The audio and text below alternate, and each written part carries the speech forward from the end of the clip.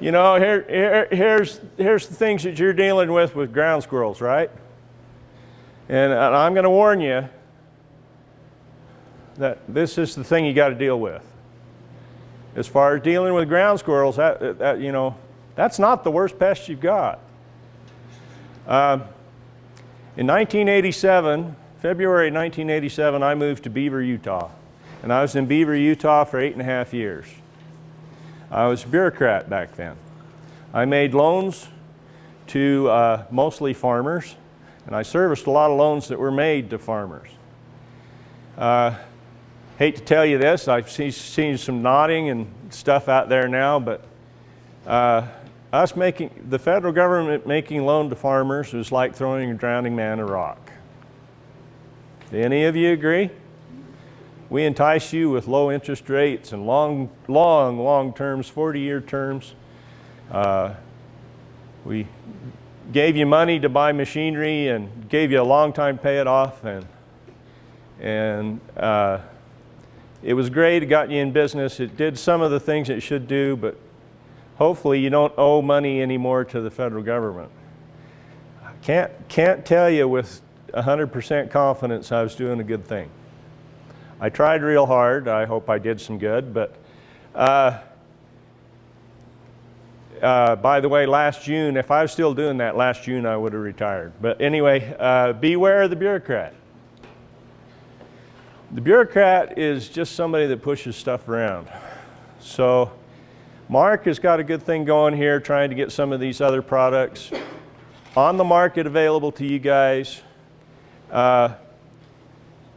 And that's the way things are going to fall together, is if you are able to use them. Some of you can read that quote there. I don't read it to you. It's very true. Anyway, yeah, I'm from the government. I'm here to help. Yeah. Anyway, I was going to talk to you about odds. Bob Davidson here. I'm going to tell you a little bit about licenses too. Bob is a commercial licensee. Is any other commercial people in here or non-commercial? Okay, I see a few hands, yeah. Commercial licensees. Who do you work with mostly, Bob? The church, school districts, and residential. Residential, school districts, and churches. He works with the people places, buildings, stuff like that. When we had the fumatoxin incident a few years ago, I was the backup investigator in that fumatoxin incident. That was a commercial applicator. It was a lesson in stupid. I can virtually guarantee everybody in this room, including Bob, would not have done that. The reason why, and I already heard Mark say, be careful with this stuff. It's called common sense. You know you're careful with this stuff. You grew up with it. All of you guys grew up with it.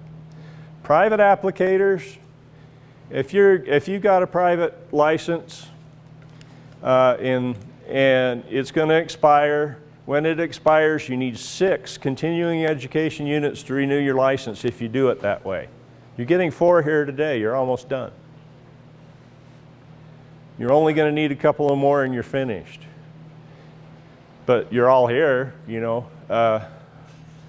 Bob, how many do you need? 24.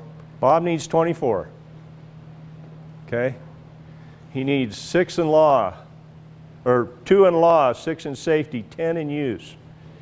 Okay? You only need 1 of law, 1 in safety, 1 in use.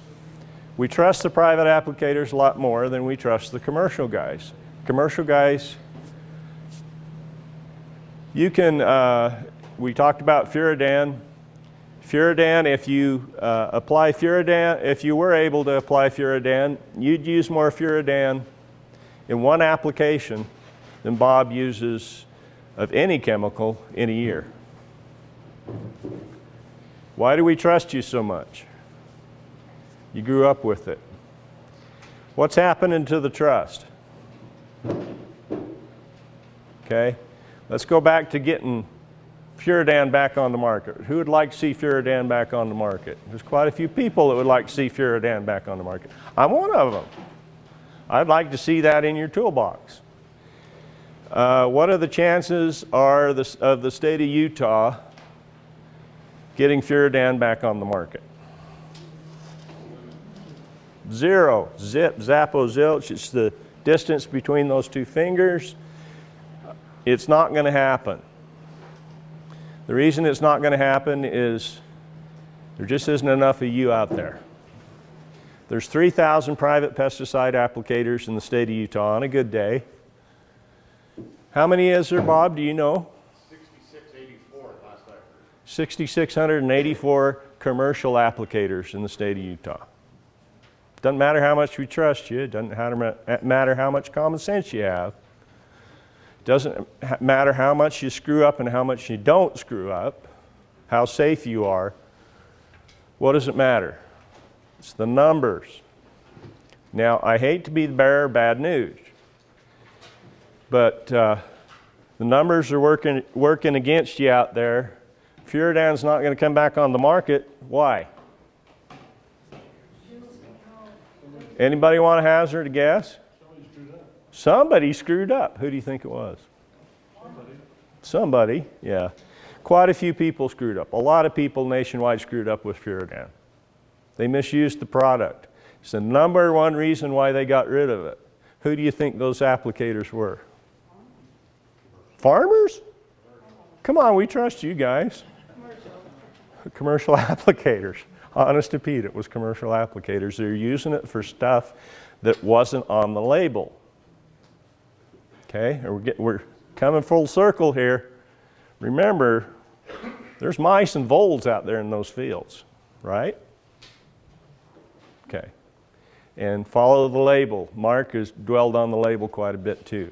Remember, follow that label. Even if you're really after ground squirrels, follow the label for voles or mice. You know, you got to squeeze it in there somehow. Until we can get that label fixed, or until we can get a special use permit so that you can handle it. Okay? If you're going to use it, follow the label. Remember, what goes on your records isn't ground squirrels, Townsend ground squirrels, or California ground squirrels, or anything else. Remember what goes on the label, what goes on the application, what goes on the records is what's on the label. Remember that too. Private applicators can supervise the application of a restricted use product by somebody that doesn't have a license. Wow.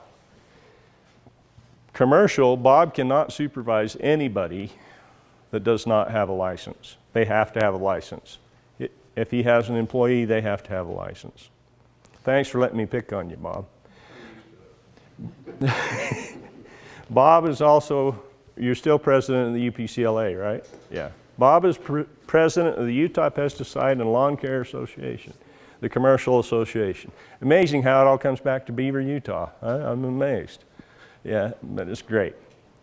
Beaver County is an awesome place. I wish after 20 years, I've been gone 20 years, I wish I was still back. Nice place to live. I'm tired of bumping elbows with my neighbors too. I'm going to switch a little bit. And this should give you an idea of what's happening out there and what you're up against. Doesn't it feel like some days that the government just doesn't want you to succeed or doesn't care if you succeed or not? Personally, I really care. I really have a vested interest in the people of Beaver County and other counties in the whole state of Utah of agriculture. I have a degree in agriculture from college. I grew up around agriculture. My father was a researcher with agriculture. There's a lot of different things here I can talk about agriculture, but what I've observed, especially lately with agriculture, is you're under the gun. Nobody really cares anymore, do they? I remember the statistics when I was in college a few billion years ago, when we rode the horse to school. Anyway, never mind. Anyway, I remember a statistic that said by the year 2000, we were going to import more food into the United States than we raised in the United States. And I thought, wow, by the year 2000, how far did we beat that? We actually imported more food starting in about 1990 than we export from the United States. Dollar value, not quantity. We still export more food than any other country in the world. But what's it coming to? Go to the grocery store. Okay, where does it come from? Chile, Argentina, New Zealand, Australia. And I'm telling you stuff that gets you under the gun.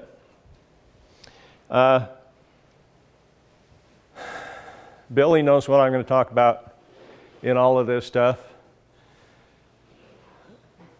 The United States Environmental Protection Agency has 3 important announcements for you.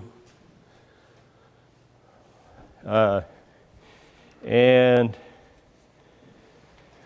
you know here, of course, there are more bureaucrats than field workers. I think there's more bureaucrats now than farmers, to tell you the truth. Okay? It's easier to create more regulation than actually enforce it. It's just really easy to do.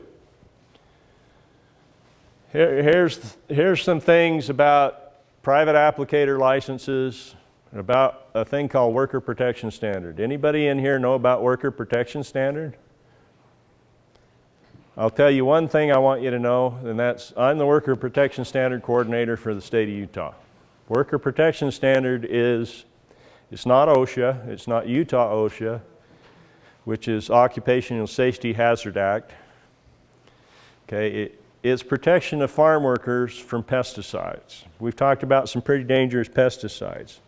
Frankly, aluminum phosphide or zinc phosphide in the hands of you people is thousands of times less dangerous than in the hands of a commercial applicator along the Wasatch Front.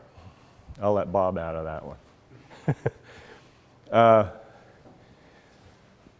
The commercial applicator that killed those 2 little girls was 62 years old when he got his license for the first time. He wanted something to do, slow down a little bit, make some money. He was going to go to work as a commercial pesticide applicator. His education, he graduated from high school, 62 years old.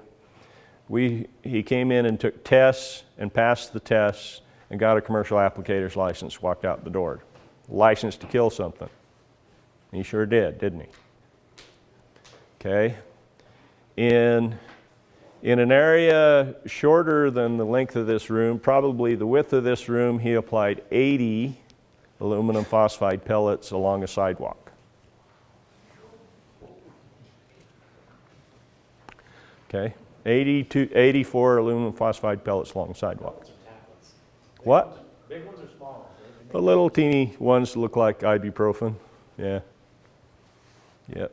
He threw probably another 20, 40 underneath the stoop, underneath the stairs going up to the front steps of the house.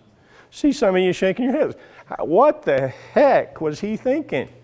Right? Okay, he gave you guys a black eye. Sorry. That's all I can say. What do you think was the strongest thing that he applied before he got his pesticide license? Roundup, I hear. 2,4-D, Raid, yeah. You're right. That's probably the strongest thing he ever applied. More the better, right? Yeah, you can see his mentality, you can see how he's going and why we trust private applicators over the others. But anyway, back to this. The federal government sees a problem with private applicators. They want to make it harder for you to certify if you're getting a license, and they want to make it harder for you to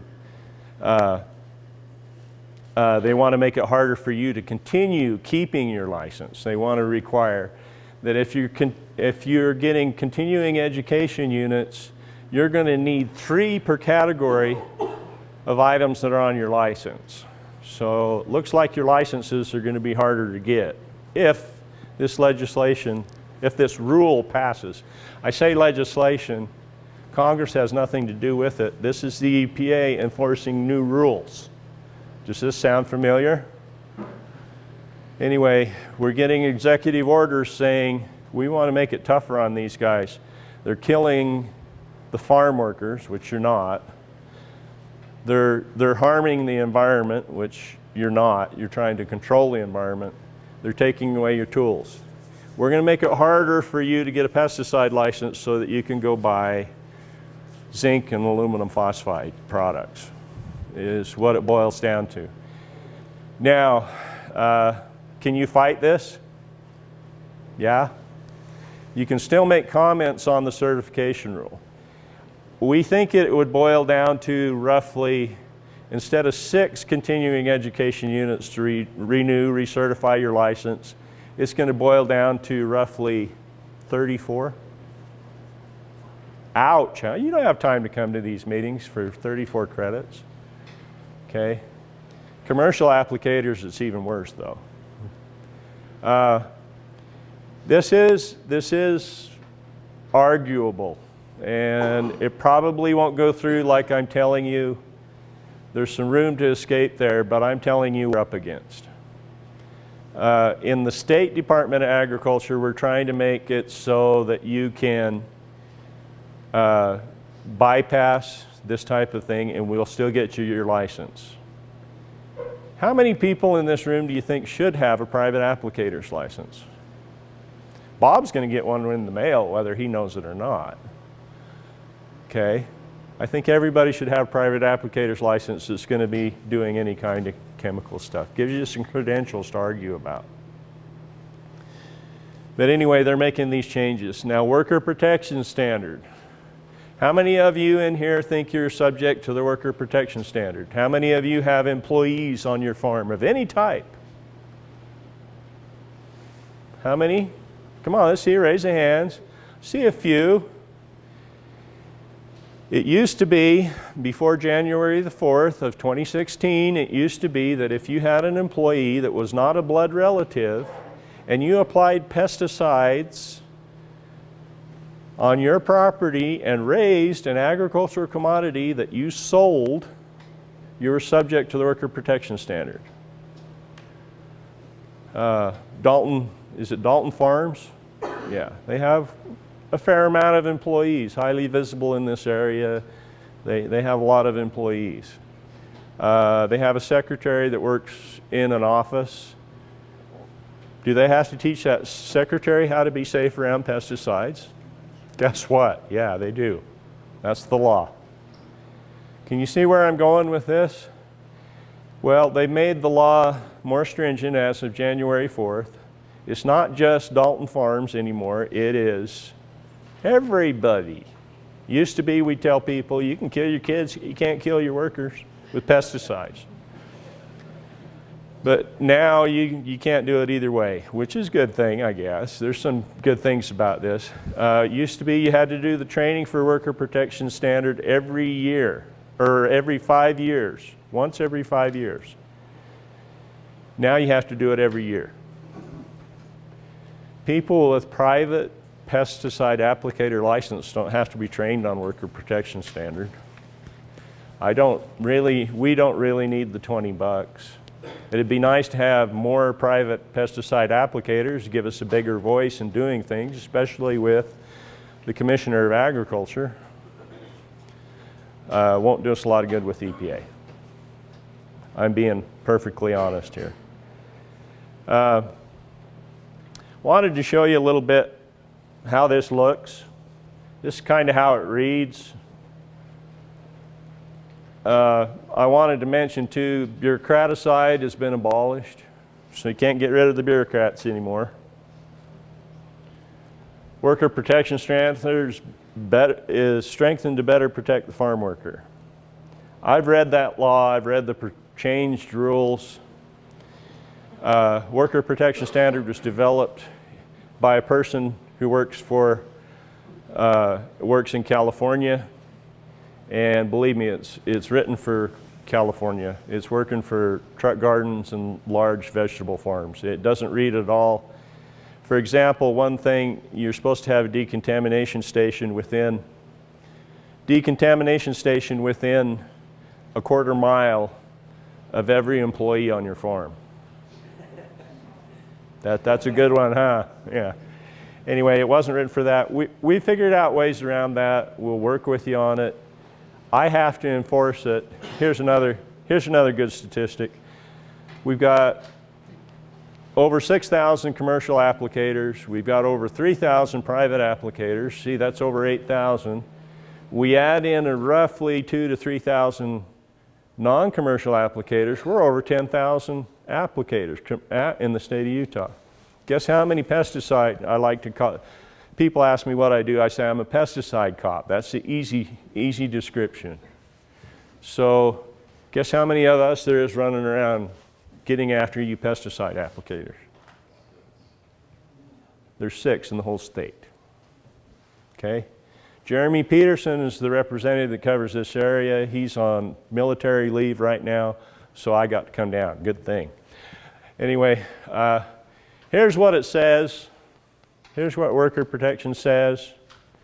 I wanted to include, this is what it sounds like.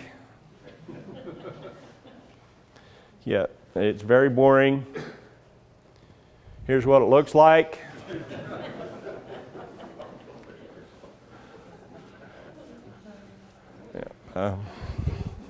It's pretty ugly. You can still make a comment on the certification stuff. You can find that on the internet and make a comment. Guess what? You can't go to public meetings anymore and make a comment. You can't write your congressman, make a comment. You have to go on the internet now and make a comment.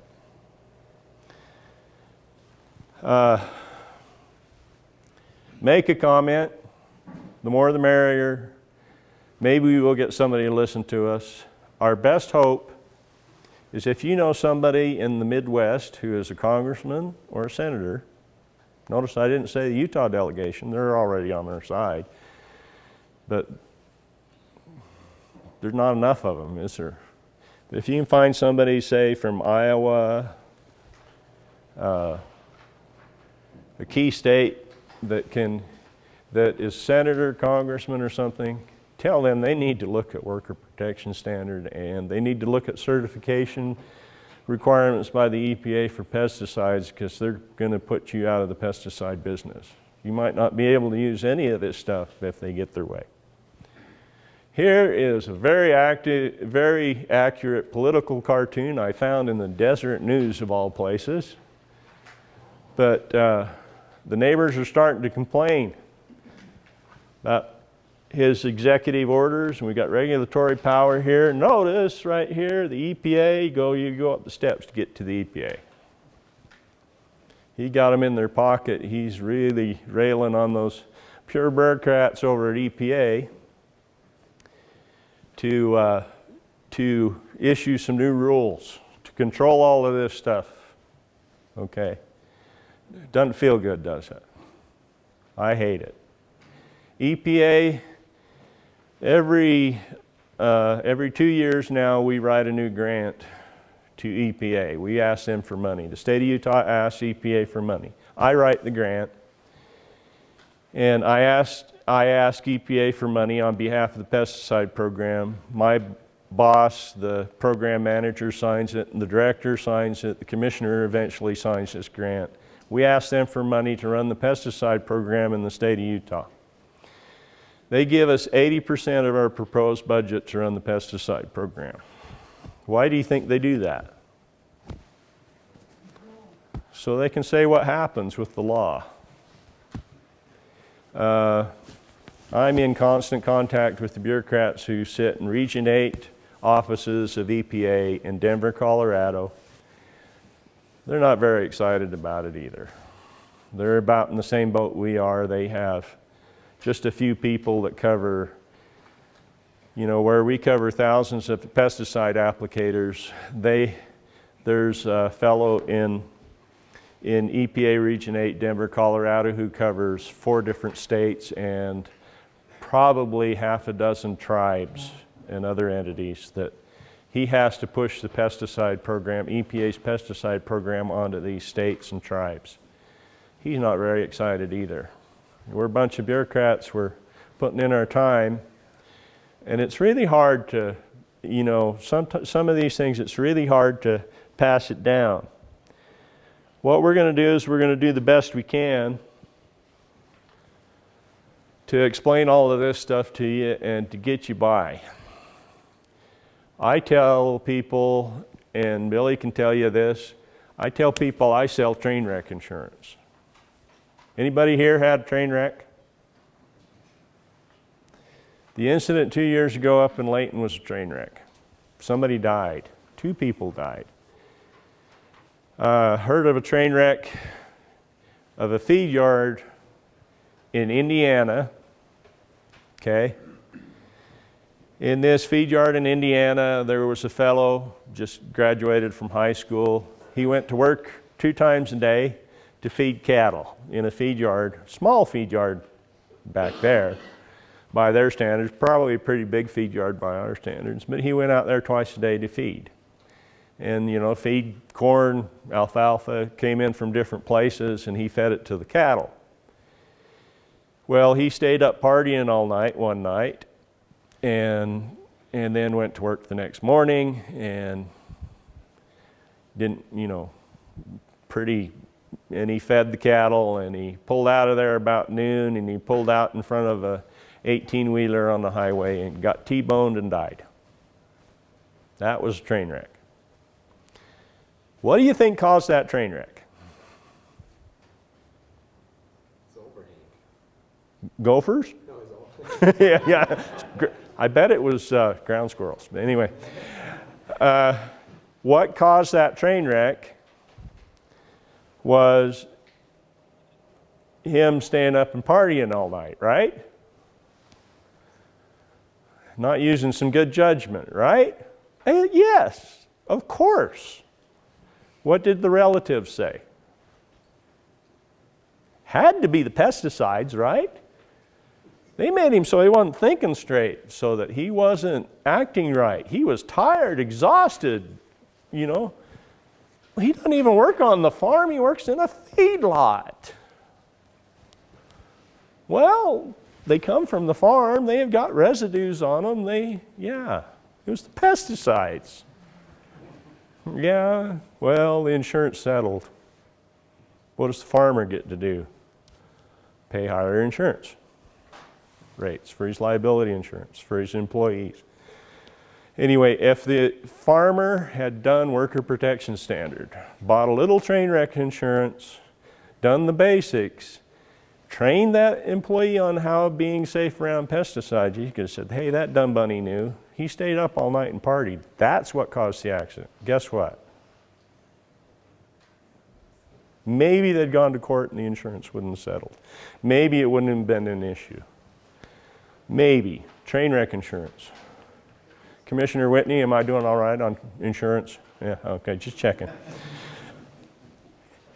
I show this video in all my presentations. Doesn't have anything to do with ground squirrels, doesn't have anything to do with alfalfa hay, doesn't have anything to do with cattle or sheep or pigs, anything in Beaver County. This is a farmer. He is working on a mango plantation in India. In fact, he's a farm worker. What's he doing?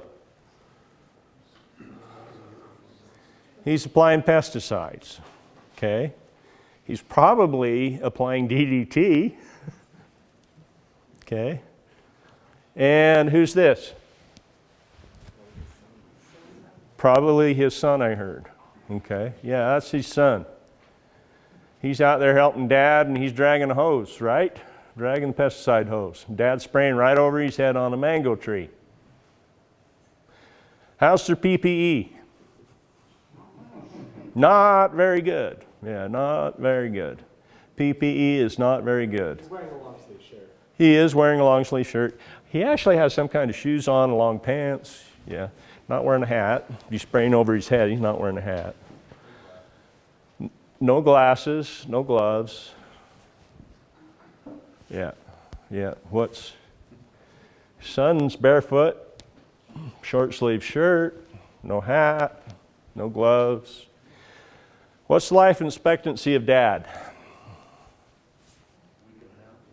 Week and a half. Good answer. Yeah. You can see he's a little older. He's 42 years old. He's about to die. Okay. How old's the son?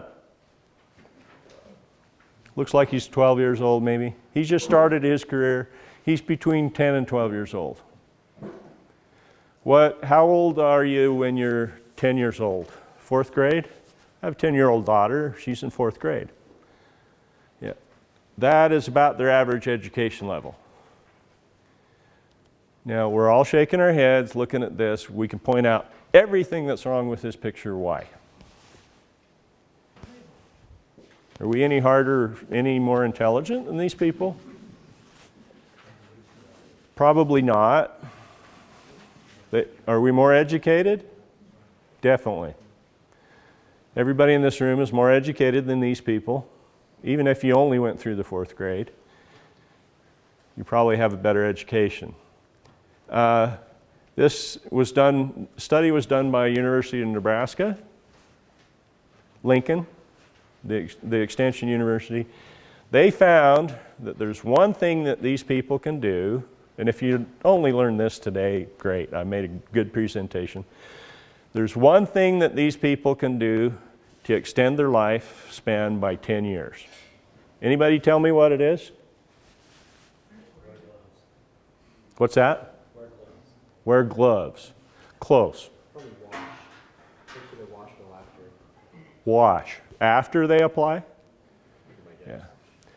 They should wash their hands before they go to the bathroom, before they eat, drink, or smoke, and they can live 10 years longer. The problem is just a little information and a little education. So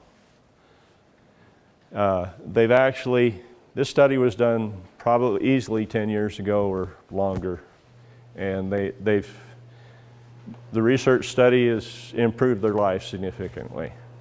More PPE, wash your hands before you eat, drink, or smoke, and so on. Any questions on my presentation? I hate